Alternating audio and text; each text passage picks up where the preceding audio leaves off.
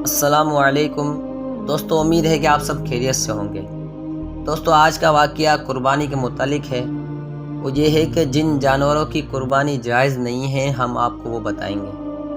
Video کی طرف چلنے سے پہلے گزارش ہے آپ سے کہ اگر آپ ہمارے چینل پر نئے ہیں تو چینل کو سبسکرائب لازمی کر لیں تاکہ اس طرح کی اچھی معلومات آپ تک پہنچ سکے۔ آئیے چلتے ہیں کہ حضرت براء بن عازم رضی اللہ تعالیٰ عنہ سے روایت ہے کہ حضور رحمت عالم صلی اللہ تعالیٰ علیہ وآلہ وسلم سے سوال کیا گیا کہ کون سے جانوروں کی قربانی سے بچیں۔ حضور علیہ السلام نے ہاتھ کا اشارہ فرمایا اور ارشاد فرمایا 4۔ پہلا یہ کہ لنگڑا، جس کا لنگڑا پن ظاہر ہو۔ دوسرا یہ اندھا، جس کا اندھا پن ظاہر ہو۔ تیسرا یہ بیمار، جس کی بیماری ظاہر ہو۔ چوتھا اور ایسا لاغر جس کی ہڈیوں میں مغز نہ ہو۔ تو یہ تھے 4 جانور۔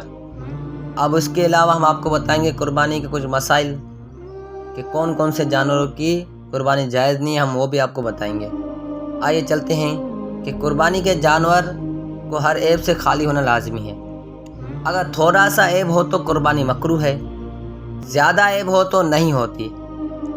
اگر سینگ مگ تک ٹوٹ گیا تو قربانی جائز نہیں ہے۔ اگر کھول اتر گیا مگ نہیں ٹوٹی تو قربانی جائز ہے۔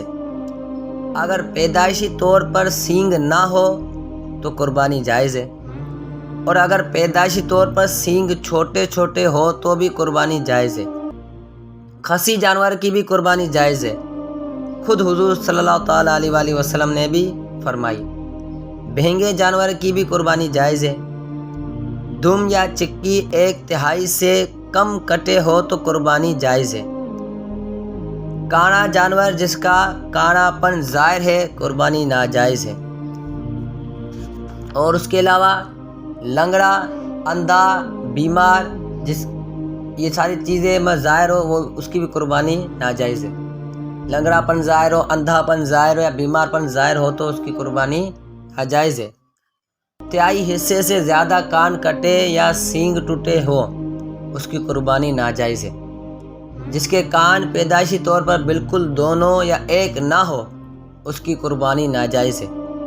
جو انتہائی لاغر جانور ہو، عیدگاہ تک چل کر نہ جا سکے اس کی قربانی ناجائز ہے۔ جس کے دانت نہ ہو یا تھن کٹے ہو، یعنی بکری کا 1 اور بھینس کے 2 تھن، تو اس کی قربانی ناجائز ہے۔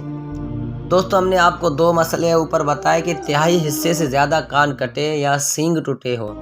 تہائی حصہ مطلب یہ کہ کان کے آپ 4 حصے کریں، اس 4 حصے میں سے تیسرے حصے سے زیادہ اگر کان کٹا ہوا ہے تو اس کی قربانی ناجائز ہے۔